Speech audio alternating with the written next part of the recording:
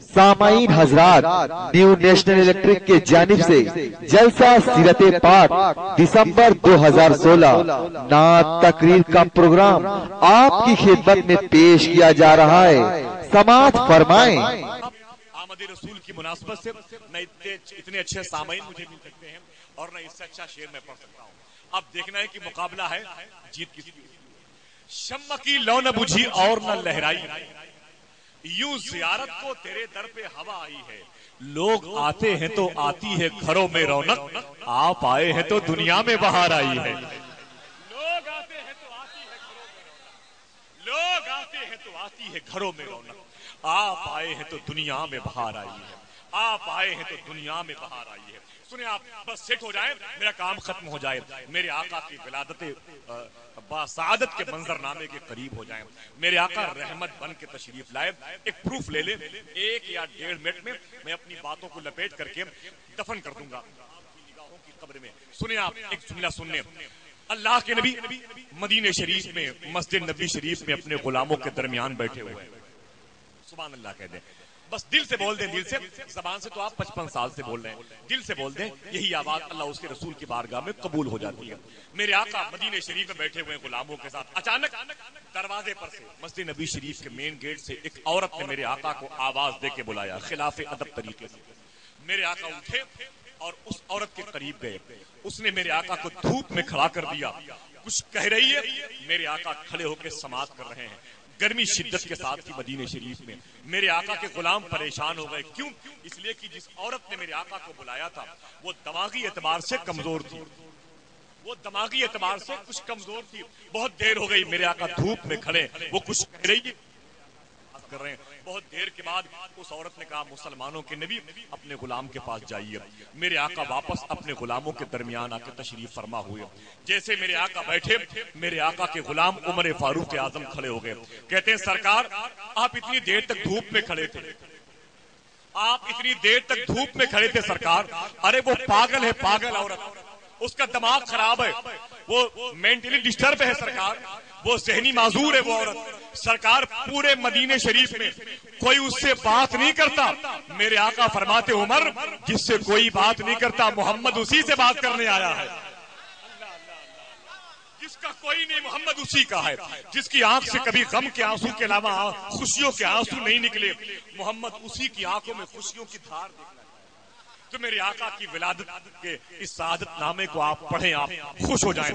بھائی مدینہ شریف کا ذکر کر رہے تھے، اپنے پیروں کی مٹی دے دے مجھے، میرے لیے بہت بڑے شرف کی بات ہے، تاکہ میں اپنی ماں سے کہہ دوں، اپنے بچوں سے کہہ دوں کہ میں بزرگوں کے شہر گیا تھا جسے مدینہ شریف کے حوالے سے کبھی کبھی کوئی بات دل پہ لگ جاتی ہے۔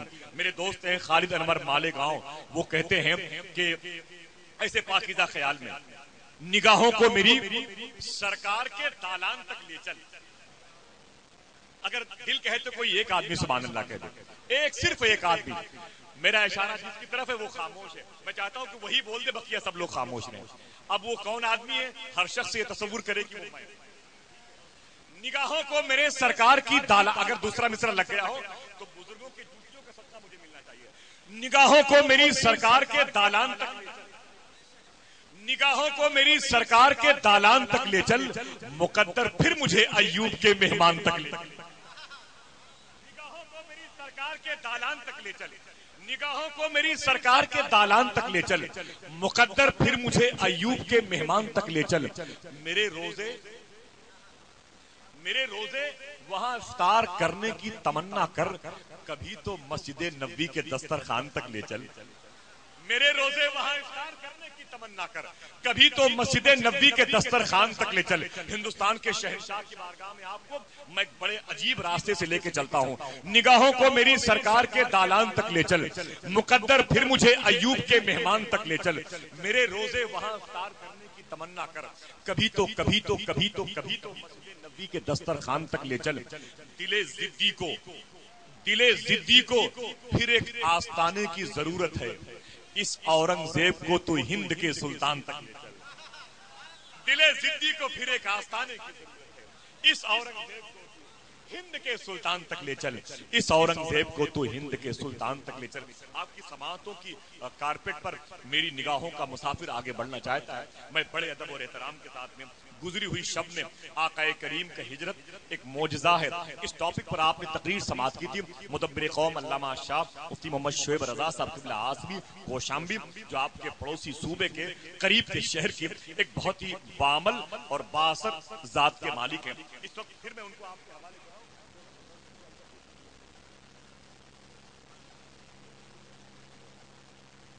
محمد نظام الدین رضوی صاحب کہاں گئے؟ میں چاہتا ہوں کہ ممبر پر آ جائیں ذرا سا۔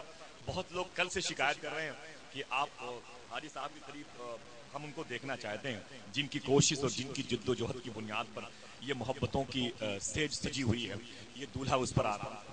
اللہ سب کی آمد قبول فرمائے۔ علامہ شاہ شعیب رضا صاحب قبلہ آسوی، ان کا جو آج کا ٹاپک ہے وہ آدھے گھنٹے کا، وہ سن لیں آپ، وہ جہیز جیسی لعنت کے خلاف تقریر کرنا ہے۔ اب ٹاپک کیا دیا گیا اب وہ سن لیں، میں نے ماحصل بیان کر دیا کہ لے کر جہیز عقبہ کی ذلت سمیٹ لی، سمجھ گئے؟ لے کر جہیز عقبہ کی ذلت سمیٹ لی، یہی ٹاپک ہے۔ اب اس ٹاپک پر جیسا موضوع ویسی شخصیت، جیسی شخصیت ویسی زمین، جیسی زمین ویسے اسے کارکنان، جیسے کارکنان ویسے ہی سامعین۔ میں بڑے ادب اور احترام کے ساتھ میں ہندوستان میں تقریباً 10-15 سالوں سے جلسوں کی، کانفرنسوں کی محافل کو بلندیاں عطا کرنے والے، کانفرنسوں کے اسٹیٹس کو معیار بخشنے والے عظیم الشان خطیب کو آپ کے حوالے کر رہا ہوں۔ ایک نعرہ پھر آپ کی طرف سے لگے تاکہ استقبالیہ تقریب کا آغاز بھی ہو جائے۔ پھر سے لگائے محبت کے ساتھ میں، پورا مجمع اپنے ہاتھوں کو اٹھا کے جواب دے۔ جزاک اللہ، سبحان اللہ۔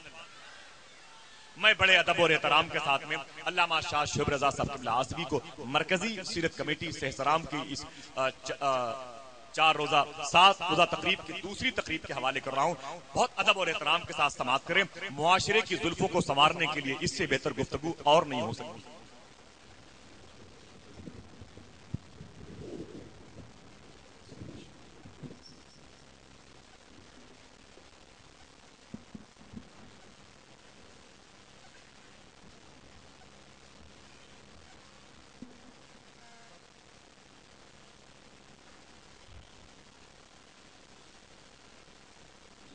علماء اہل سنت، مشائخ طریقت، نقیب اہل سنت، شورائے ملت، برادران ملت، السلام علیکم ورحمۃ اللہ تعالی وبرکاتہ۔ الحمد للہ نحمده ونستعینه ونستغفره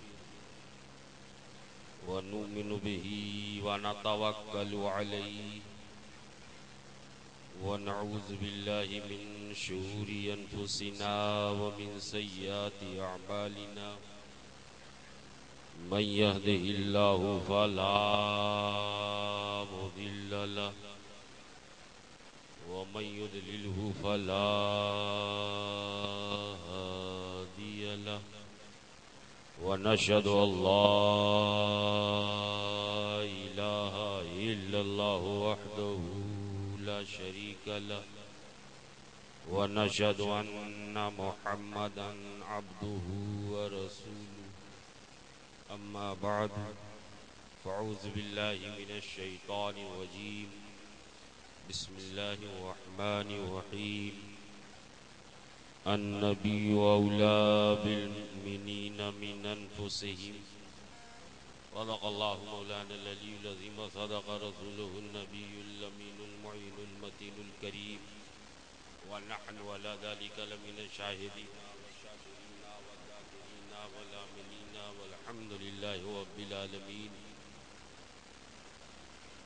آئیے انتہائی عقیدت و محبت کے ساتھ اپنی اور ساری کائنات کے مرکز عقیدت حضور رحمت للعالمین سید المرسلین طٰہٰ و یاسین فخر آدم و بنی آدم جناب محمد رسول اللہ صلی اللہ تعالی علیہ وسلم کی بارگاہ عظمت و علی میں محبت کے ساتھ نذرانے درود پاک پیش کریں۔ پڑھیں اللہم صلی علی سیدنا مولانا محمد وعلی آلہ سیدنا مولانا محمد بارک وسلم۔ صلو علیہ صلاتم و سلام علیک یا رسول اللہ صلی اللہ تعالی علیہ وسلم. نبی اور آل نبی پر ایک بار اور محبت کے ساتھ پڑھیں. صلی اللہ علی النبی الامی والہ صلی اللہ علیہ وسلم. صلاتم و سلام علیک یا رسول اللہ صلی اللہ تعالی علیہ وسلم. اپنے اپنے گھر کی خیر و برکت کے لیے قلب کی گہرائی اور ایمان کی پوری توانائی کے ساتھ پورا مجمع آگے سے پیچھے تک اوپر سے نیچے تک بیک زبان ہو کر نذرانے درود پاک پیش کریں. پڑھیں بآواز بلند. اللہم صلی علی سیدنا مولانا محمد وعلی آل سیدنا مولانا محمد صلاۃ تنجینا بها من جمیع الاحوال والآفات وتقضی لنا بها جمیع الحاجات وتطہرنا بها من جمیع السیئات وترفعنا بها عندك اعلی الدرجات وتبلغنا بها اقصى الغایات من جمیع الخیرات فی الحیات وبعد الممات انك مجیب الدعوات ورافع الدرجات ویا قاضی الحاجات ویا کافی المہمات ویا دافع البلیات ویا حل المشکلات اغثنی اغثنی اغثنی یا الہی انک علی کل شیء قدیر. رحمت کونین ہیں اپنے تو پھر ڈر کس لیے. جلسہ سیرت النبی رحمت کونین. آج اس سلسلے کی دوسری تقریب آپ شرکت کرنے کی سعادت حاصل کر رہے ہیں. الہ آباد کے اس شاعر کا شعر سنیں. رحمت کونین ہیں اپنے تو پھر ڈر کس لیے. اگر ڈر نہیں لگ رہا تو محبت سے بولیں. آپ کی خاموشی بتا رہی ہے کہ ڈرے ہوئے ہیں. کچھ نوٹ بندی سے کچھ دیوبندی سے. بالکل ڈرنے کی ضرورت نہیں ہے. محبت سے بولا. یہ تو ان کی پریشانی ہے. جب بندی آوے تب پریشانی بڑھ جائے. سنیوں کے لیے کوئی بندی کوئی اثر انداز نہیں ہوتی. اب اس کا ثبوت آپ کو فراہم کرنا. رحمت کونین ہیں اپنے تو پھر ڈر کس لیے. رحمت کونین ہیں اپنے تو پھر ڈر کس لیے. آپ کا دامن سلامت خوف محشر کس لیے. آپ کا دامن سلامت خوف محشر کس لیے. اور امت محبوب پر ہے خاص یہ رب کا کرم. اگر اپنے نبی کے سچے امتی ہیں اپنے آقا کے سچے غلام ہیں تب خیر مقدم کرنا پڑے گا. امت محبوب پر ہے خاص یہ رب کا کرم. یہ مرتبہ کسی اور امت کو ملا ہی نہیں. یہ درجہ کسی اور کے ماننے والوں کو ملا ہی نہیں. امت محبوب پر ہے خاص یہ رب کا کرم. ورنہ بشتے محترم جبریل کے پر کس لیے. ورنہ بشتے محترم جبریل کے پر کس لیے.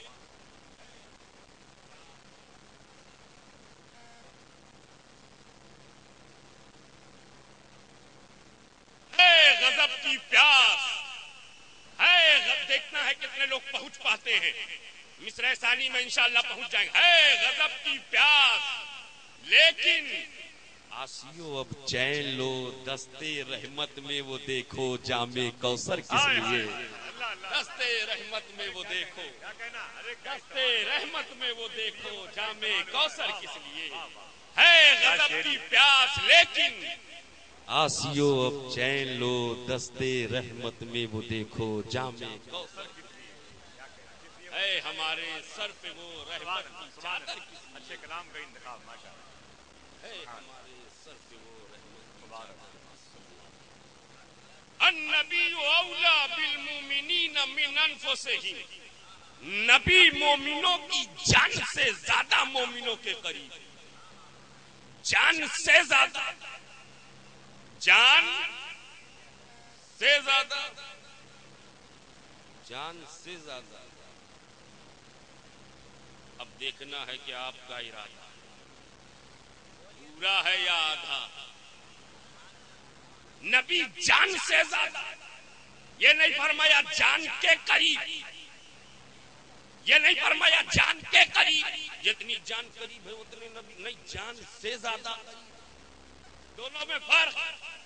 جان کے قریب ہونا اور ہے جان سے زیادہ قریب ہونا۔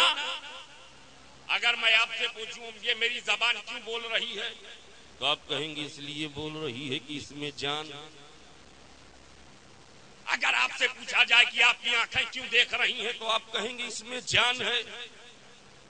اگر آپ سے پوچھا جائے یہ ہاتھ حرکت میں کیوں ہے تو آپ کہیں گے اس میں جان ہے۔ اگر آپ سے پوچھا جائے یہ پیروں میں چلنے کی طاقت کیوں ہے تو آپ کہیں گے اس میں درد ہونا اور ہے جان ہونا اور ہے۔ کل نقیب اہل سنت جیسے ہی سہسارام کے برج کی سیڑھیوں پر چڑھ رہے تو کہہ رہے تھے اب بڑھاپے کا احساس ہو رہا۔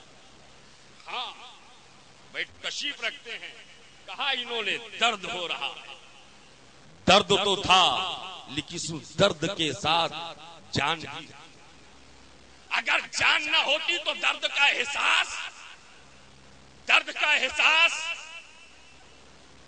پیر چل رہا ہے اس لیے کہ جان ہے۔ تھوڑی دیر میں انشاءاللہ آپ ٹاپک پر پہنچ جائیں گے اور میں یہی سے پہنچانا چاہتا ہوں تاکہ آسانی ہو جائے اور انشاءاللہ ہر جملے کو آپ کے بھیجے میں بھیج کر جاؤں گا۔ محبت سے بولو۔ زبان بول رہی ہے کیوں؟ اس لیے کہ اس میں ہاتھ پکڑ رہا ہے، کیوں؟ اس لیے کہ اس میں آنکھیں دیکھ رہی ہیں، کیونکہ اس میں پیر چل رہے ہیں، کیونکہ اس میں کان سن رہے ہیں، کیونکہ اس میں جسم کا ٹیمپریچر موجود ہے، کیونکہ اس میں یہ زبان بول رہی ہے، آنکھ دیکھ رہی ہے، کان سن رہا ہے، ہاتھ پکڑ رہا ہے، پیر چل رہا ہے، جسم کا ٹیمپریچر ہے، یہ سب ہونا بتا رہا ہے کہ لیکن ایک وقت آتا ہے جب آنکھ دیکھنے کو تیار نہیں، زبان بولنے کو تیار نہیں، ہاتھ پکڑنے کو تیار نہیں، پیر چلنے کو تیار نہیں، جسم کا ٹیمپریچر ختم، حرارت قلبی ختم، خون کا دوران بند، بلڈ سرکولیشن تھم گیا، انسان کی زندگی پر جمود طاری ہو گیا، انسان ساکت و جامد نظر آیا۔ کب؟ جب جان نکل گئی۔ جب جان، کبھی دیکھا ہے کہ جان نکل جائے زبان بول رہی ہے؟ کبھی دیکھا ہے ساسارام میں کوئی ایسا ہو جس کو آپ دفن کر کے آئے ہو دوسرے دن صبح پان کی دکان پر سفید لباس میں آ جائے؟ اگر یہ کیفیت ہو تو پورے شہر کا عالم کیا ہوگا بتانے کی ضرورت نہیں، اس سے زیادہ خطرہ منڈرائے گا جو ابھی چل رہا ہے۔ یہاں تو لائن میں لوگ دکھتے ہیں، اگر یہ معاملہ ہو جائے تو کوئی سڑکوں پر نظر نہیں آئے گا۔ جان نکل گئی، آنکھ دیکھنے کو تیار نہیں، پیر چلنے کو تیار نہیں، ہاتھ پکڑنے کو تیار نہیں، کان سننے کو تیار نہیں، ناک سونگھنے کو تیار نہیں، زبان بولنے کو تیار نہیں۔ ہم سمجھ گئے جس جان پر ہمیں بڑا ناز تھا، جس جان پر ہمیں بڑا فخر ہے، جس جان پر ہم بہت پراؤڈ کرتے ہیں، جس جان پر ہمیں جاندار ہونے پر ناز ہے، ہم فخر کرتے ہیں، سب سے بہتر جاندار ہم ہیں، اس لیے کہ ہماری طرح بولی کوئی بول نہیں سکتا، ہماری طرح کوئی دیکھ نہیں سکتا، ہماری طرح کوئی چل نہیں سکتا، ہماری طرح کوئی پکڑ نہیں سکتا، ہماری قوت رفتار کا اندازہ کوئی نہیں لگا سکتا، ہمارے تھنکنگ پاور کو کوئی محدود نہیں کر سکتا، ہماری پرواز کی قوت کو کوئی تھام نہیں سکتا۔ جس پر ہمیں بڑا ناز تھا وہ نکل گئی۔ کہیں 10 سال کے بعد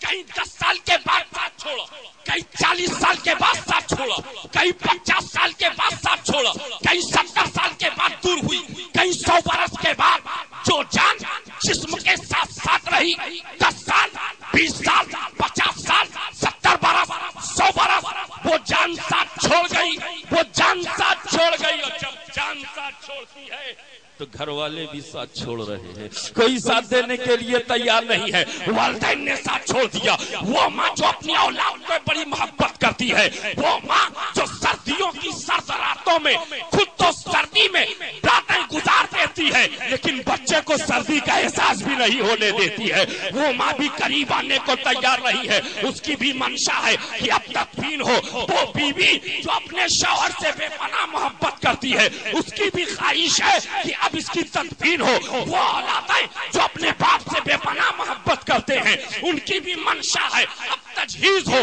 तदफीन हो, कब्र में उतार दिया जाए।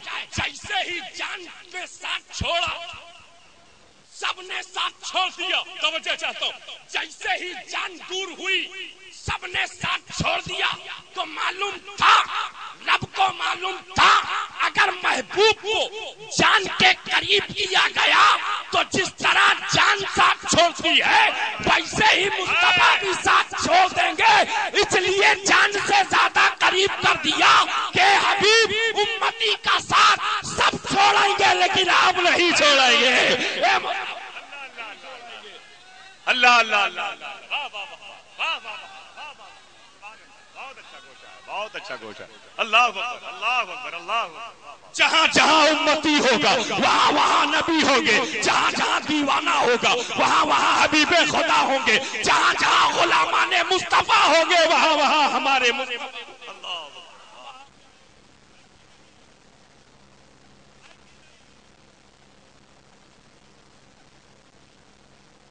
दूर आते।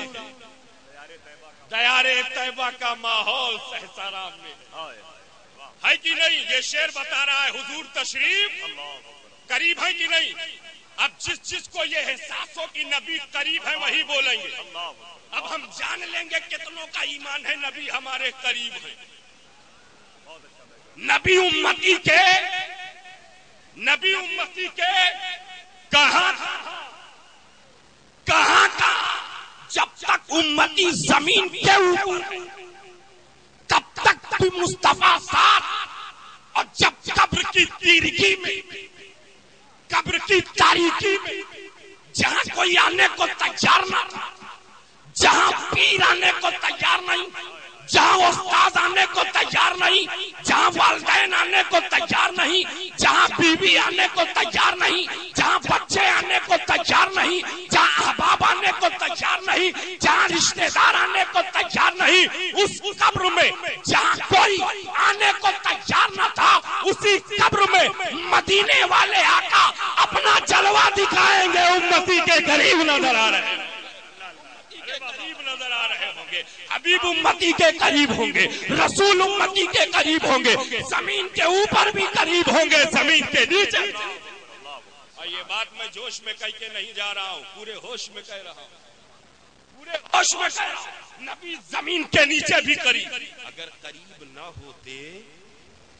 न होते तो पूछने वाला ये थोड़ा पूछता, माँ कुंता तक़ूलु फी शान हाज़र रजुल, इस मर्द के बारे में क्या कहते हैं? इस मर्द के बारे में, इस मर्द इंटेलेक्चुअल पर्सनालिटी क्वालिफाइड तबका यहाँ मौजूद है। अरबी का कवायदो ग्रामर से वाकिफियत रखने वाले अफराद मौजूद हैं, अरबी के रुमूज़ व असरार से वाकिफ हैं, ये सारे के सारे मौजूद हैं। इन सब की मौजूदगी में सवाल हो रहा है हाज़र रजुल, इस मर्द के बारे में।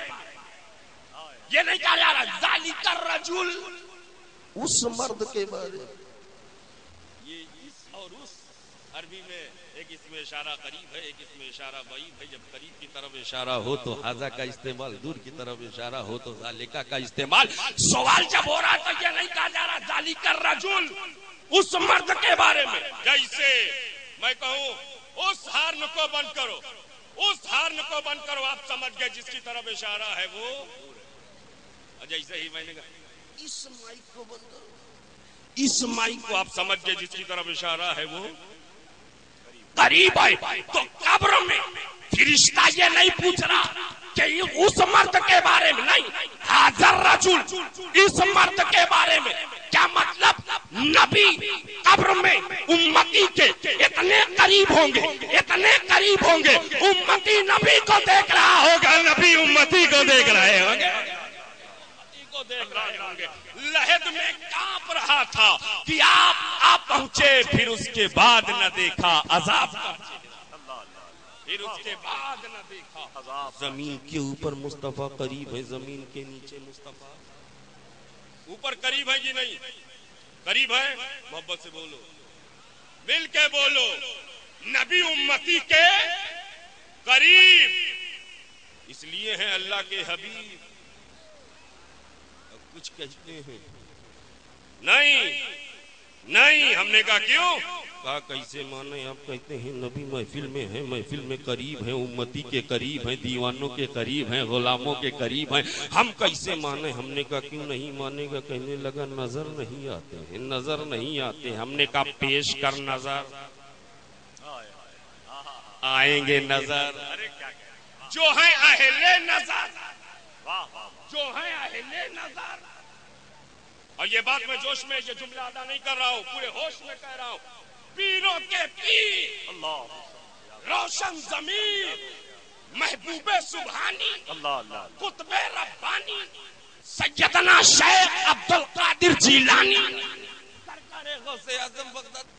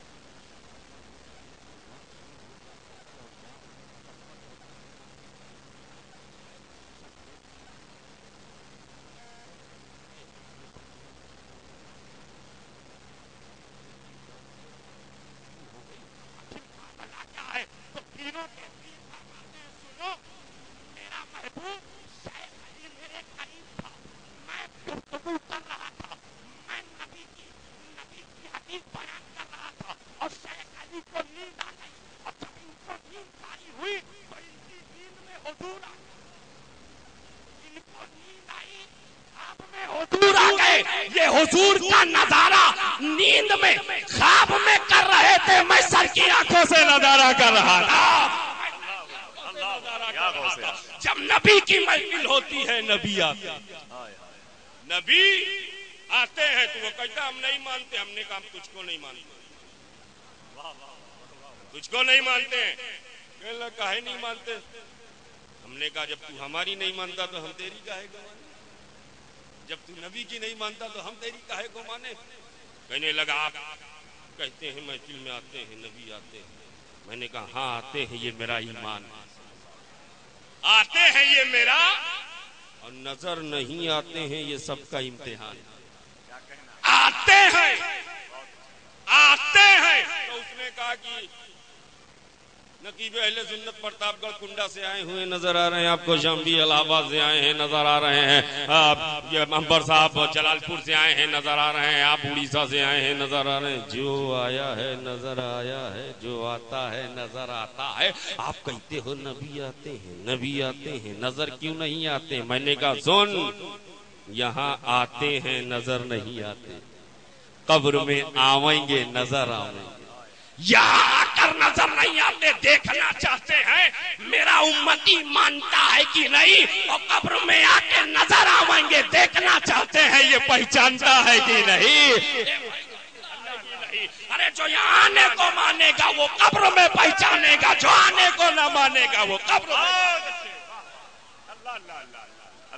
مان جاؤ ساری دنیا کے سنی مسلمانوں پر ہم نے آنے کو بھی مانا ہے, انشاءاللہ قبر میں بھی پہچانے گے. قبر میں نبی یہاں بھی قریب ہے, نبی وہاں بھی قریب, زمین کے اوپر بھی قریب ہے, زمین کے نیچے بھی قریب ہے. اب دو ہی منزل تھوڑا ہے مومن کی, دو ہی منزل تھوڑا ہے کہ زمین کے اوپر اور نیچے.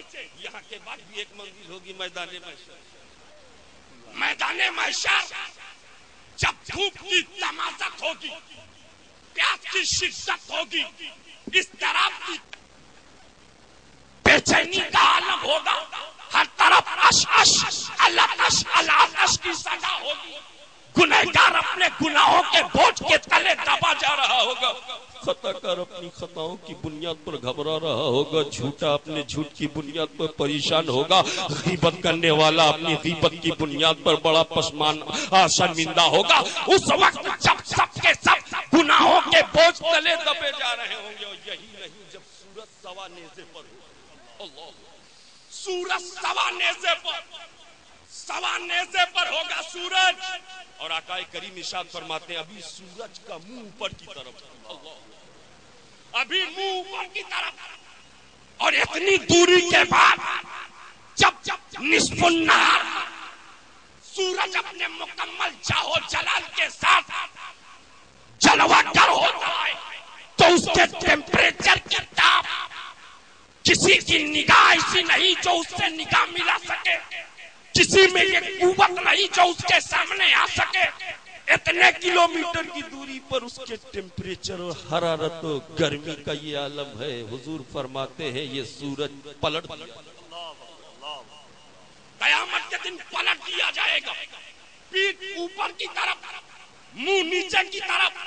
اب اندازہ لگاؤ کس قدر گرمی ہوگی، کس قدر جھلسا دینے والا ماحول ہوگا، کس قدر گنہگار گھبرایا ہوگا، خطاکار خطاؤں سے، سیاہکار سیاہکاریوں سے، اسیاں شہر اپنے گناہوں سے پریشان ہوگا. ہر طرف آواز ہوگی کاش پانی کا ایک قطرہ مل جائے. توجہ چاہتا ہوں، پانی کا ایک قطرہ مل جائے پیاس بجھ جائے، پانی کی ایک بوند مل جائے پیاس بجھ جائے، تشنگی بجھ جائے. ایسے عالم میں جب کوئی ساتھ دینے کو تیار نہ ہوگا، جب کوئی ساتھ آنے کو تیار نہ ہوگا، سورج سوا نیزے پر ہوگا، ہر طرف نفسی نفسی کا ماحول ہوگا، ہر کوئی نفسی نفسی کہہ رہا ہوگا، تو اسی عالم میں ایک آواز گونجے گی یا امتی یا امتی یا امتی یا امتی. اور جب امتی سر اٹھائیں گے تو حبیب خدا جلوہ گر ہو جائیں گے، حبیب خدا نظر آ رہے ہوں گے. نبی یہاں بھی ساتھ دے رہے ہیں، نبی یہاں بھی ساتھ دے رہے ہیں. اب میں آپ سے پوچھنا چاہتا ہوں کہ جو نبی اتنے قریب ہو، زمین پر قریب، زمین کے نیچے قریب، میدان محشر میں قریب، میزان عدل پر قریب، کل صراط پر ایسے قریب ہوں گے.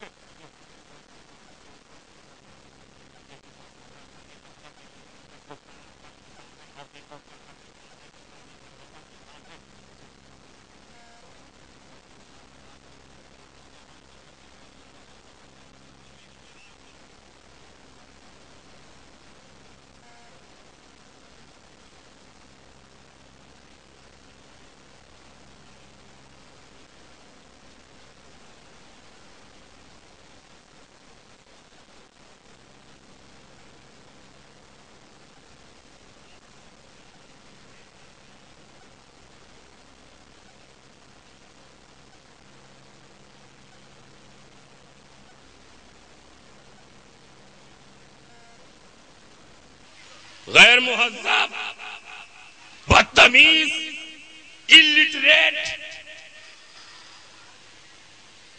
جاہل ہے، بدماش ہے، باپ کے سامنے سگریٹ پی رہا ہے. کبھی کسی کو دیکھا ہے کہ استاذ بیٹھا ہو اور شاگرد حقہ لگائے بیٹھا ہو؟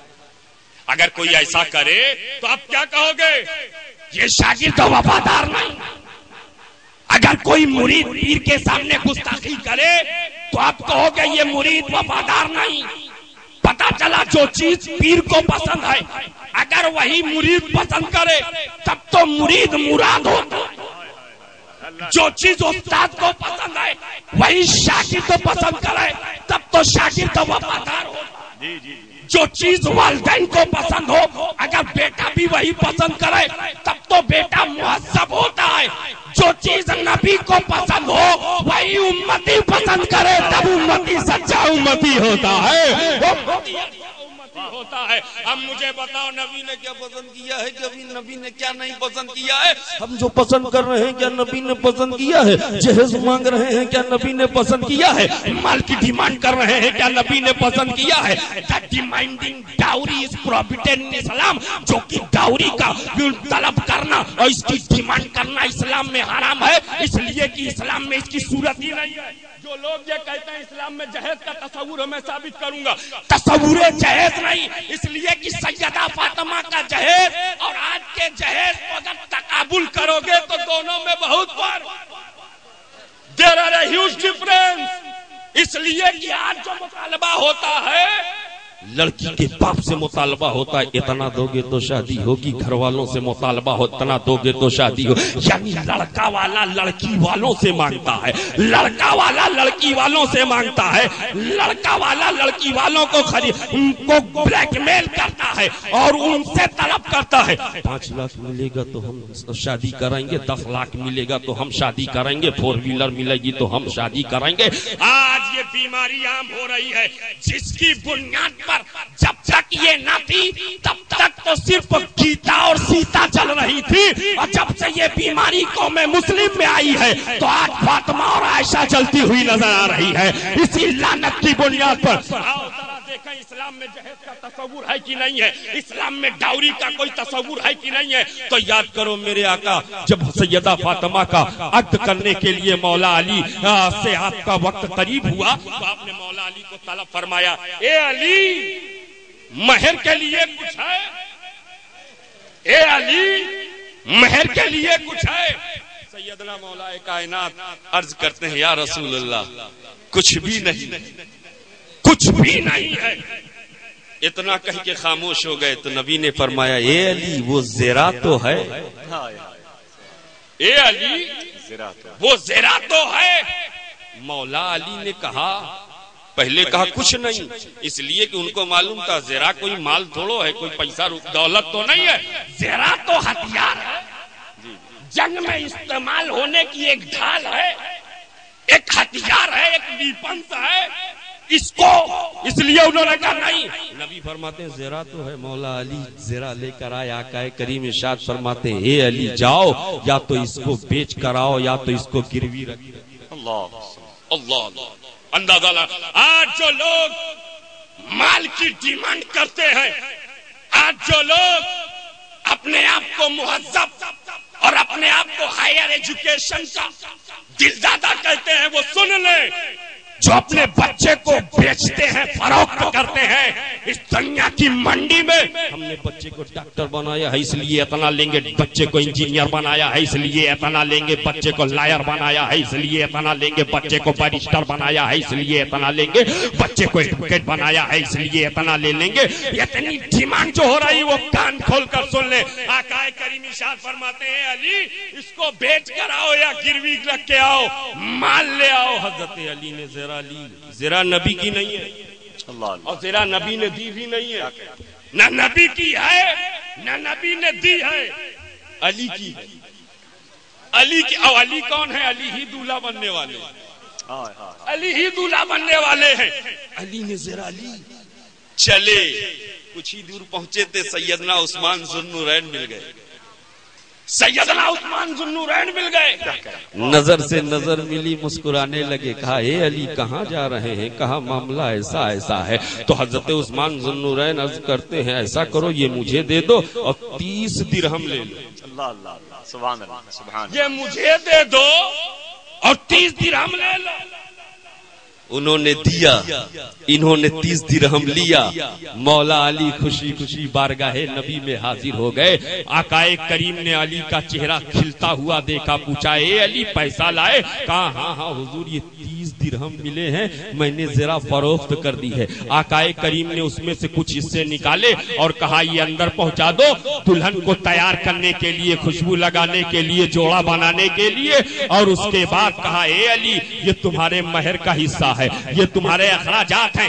اندازہ لگاؤ کہ نکاح ہو رہا ہے, سجدہ طیبہ طاہرہ عابدہ زاہدہ عالمہ فاضلہ کاملہ سیدۃ النساء العالمین فاطمہ الزہرا کا نکاح نکاح ہو رہا ہے. علی شیر خدا مشکل کشا فاتح خیبر جانشین پیمبر باب العلم آفتاب نبوت کی دلکش کرن ابو الحسن مولائے کائنات کی. اور جب یہ عقد ہو رہا ہے تو جہیز کا کوئی تصور نہیں ہے.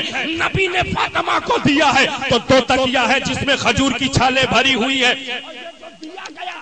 نبی نے گھر سے نہیں اسی مال سے دیا ہے جو علی لے کر آئے ہوئے ہیں, جو علی لے کر آئے ہوئے ہیں. 2 تکیا ہے جس میں کھجور کی چھالیں بھری ہوئی ہیں, ایک گدا ہے جس میں کھجور کی چھالیں بھری ہوئی ہیں, ایک مشکیزہ ہے جس میں پانی بھرنا ہے, اور ایک چکی ہے جس میں جو یا گیہوں پیسنا ہے, اور کچھ چند برتن ہے جو عطا کیے گئے ہیں. اب بتاؤ شادی ہو رہی ہے علی کی, شادی ہو رہی علی کی, اور اہتمام کر رہے ہیں مولا علی, اہتمام کر رہے ہیں مولا علی.